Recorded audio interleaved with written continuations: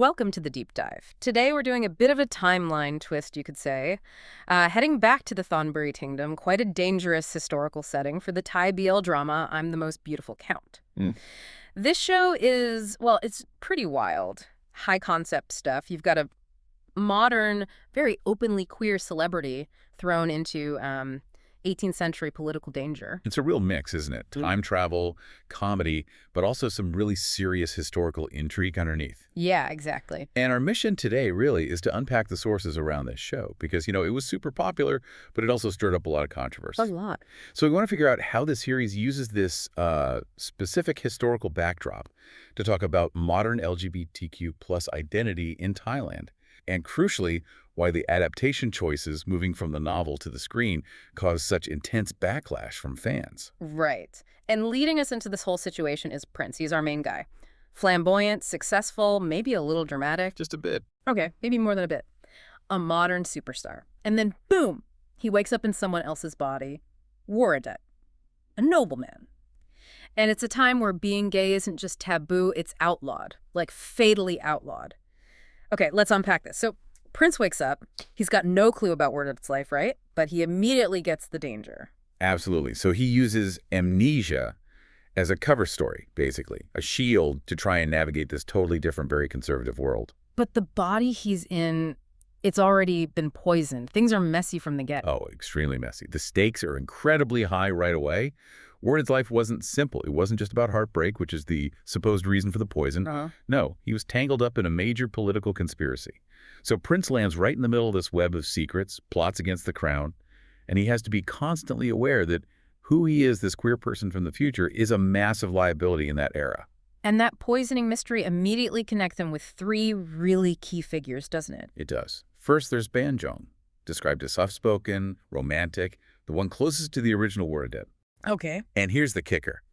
Banjong actually confesses to poisoning him. Whoa, wait, and the person he loved confesses. Is that, like, confessing to murder? Or helping with the suicide, maybe? Because Woradet was heartbroken. That's the central question Prince has to unravel early on. Were they lovers? Yes.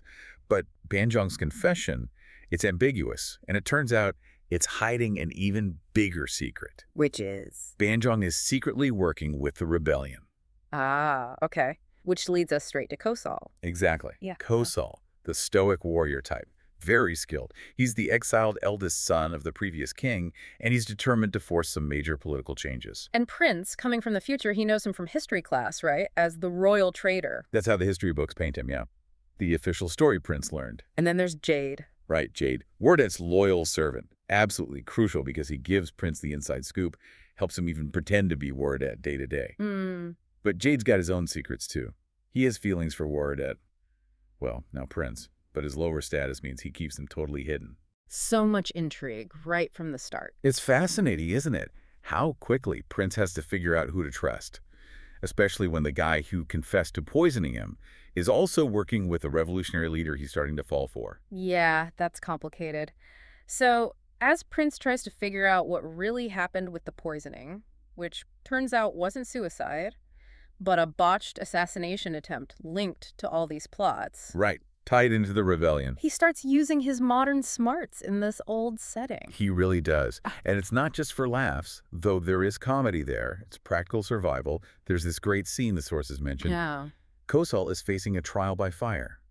This historical ordeal to prove innocence. Very dramatic. Right, very old school. And Prince doesn't just pray or something. He jumps in, Yeah. uses his knowledge of science, modern science, to whip up a fireproof outfit and save Kosol's life, right there in public. That's brilliant. That totally sums up the clash, doesn't it? Modern thinking smashing into old traditions. But talking about tradition, why this specific time period, the Thongburi Kingdom?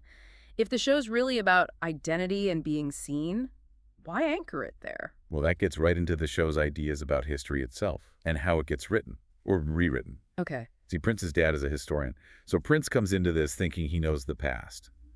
But he's genuinely shocked to find out the official records, the stuff he learned, they're full of holes, manipulated.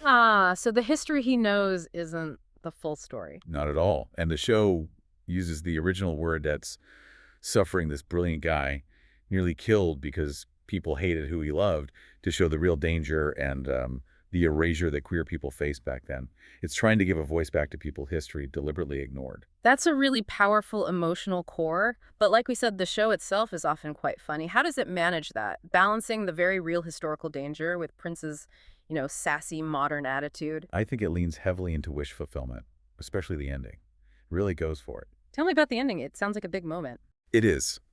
After all the political chaos, escaping death multiple times, Prince makes this huge choice. He decides to stay in the past. He gives up his chance to go home. Wow. Why? So that Kosol can escape danger and go establish his own kingdom. It's a massive sacrifice. But it pays off. Is it a happy ending? Oh, totally. They succeed, they build this new kingdom together, and it's explicitly queer-friendly. They rule side by side, openly, happily. It's like the ultimate historical justice fantasy. A completely revised history. Exactly. And there's one more twist, a kind of meta-commentary that makes the time travel element really clever. Okay. When Kosol returns to the past, well, his past, where he eventually rules with Prince, we find out something incredible. What? In Kosol's original kingdom, the one he came from before all this started, Yeah. gay marriage had actually been legal for centuries. His own son is in a same-sex relationship. Wait, what? His original kingdom was already progressive? Yep. Legal gay marriage for ages. So, then the whole struggle in the Thongburi Kingdom, what did it mean if Kosol's future, or rather his origin point, was already accepting? It totally shifts the perspective, doesn't it? The takeaway seems to be that their fight wasn't necessarily about changing the distant future because Kosol's future was already fine. It was about uncovering a truth that history had buried and carving out a safe space within that oppressive Thongburi period. So they weren't fixing the future, they were fixing a specific broken part of the past they landed in. Precisely. They successfully rewrote history for that kingdom, proving progress was possible even then. It suggests that progressive ideas might have existed but were stamped out or hidden by official records. That's a really interesting layer. Okay, but let's pivot back to that defining element you mentioned, the tone. The show is mostly a comedy, right? Overwhelmingly, yes. Most of the humor comes from that culture clash. Prince's modern, over-the-top personality hating the reserved historical formality. And the actor, Nut Supernut, got a lot of praise for that. Huge praise. Apparently, his comedic timing was spot on. I read one source that loved how he could switch from like a life or death situation to complaining about the quality of the silk for his clothes. That contrast really worked for a lot of viewers. Okay, but that comedy, that's where the controversy comes in. And that's the heart of it. Because if you look at the source material, the original novel from 2022, it wasn't really a light comedy. It's different. Very different. It was described as a serious political satire.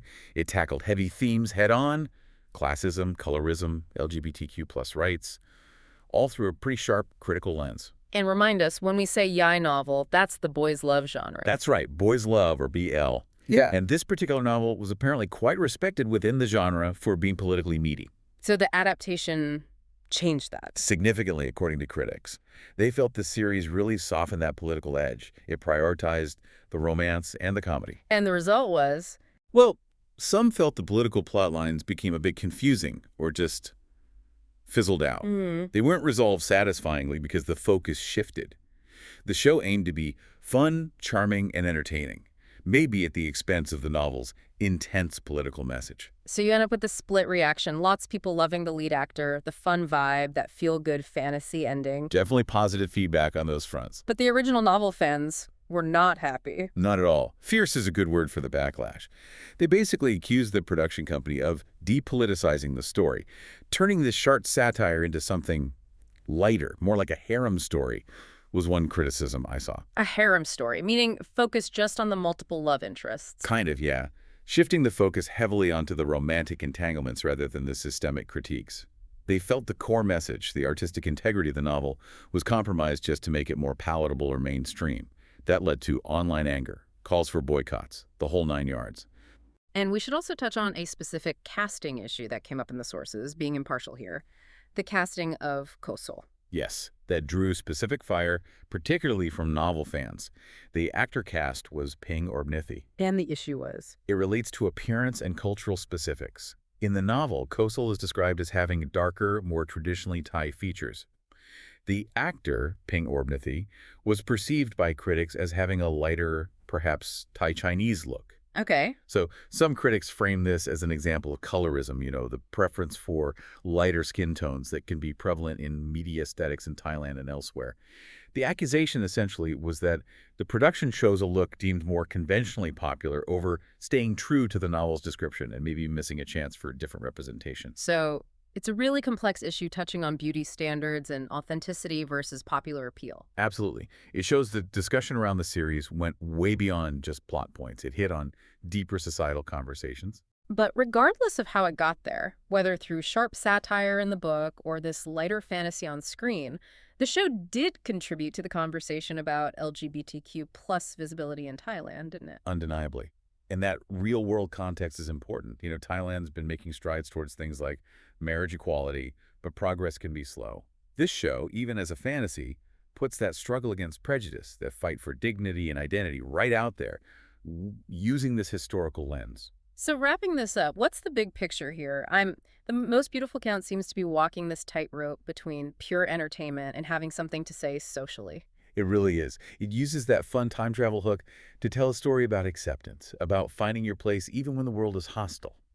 And it clearly resonated as entertainment. But that ending, that idealized queer-friendly kingdom they build. Right. It's pure historical revisionist fantasy. Yeah. And considering the controversy, how much the adaptation diverged from the novel's harsher political tone, it leaves you with a big question.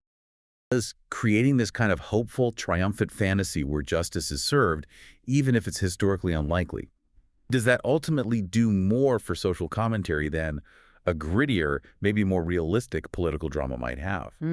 It definitely offers that wish fulfillment, gives a symbolic voice to queer people across history who didn't get that happy ending, but was softening the novel's political bite, the right price to pay for that feel-good resolution. Did it compromise the original work's integrity too much? That's the core tension then. Aspiration versus confrontation. Is the hopeful fantasy more effective in the long run? It's definitely something for you, the listener, to think about. Absolutely. Lots to mull over. We definitely encourage you to explore the material further if this sparked your interest. Thanks for joining us. We'll see you next time for another deep dive. Thanks so much for watching. If you enjoyed the video, please consider liking, commenting, and subscribing.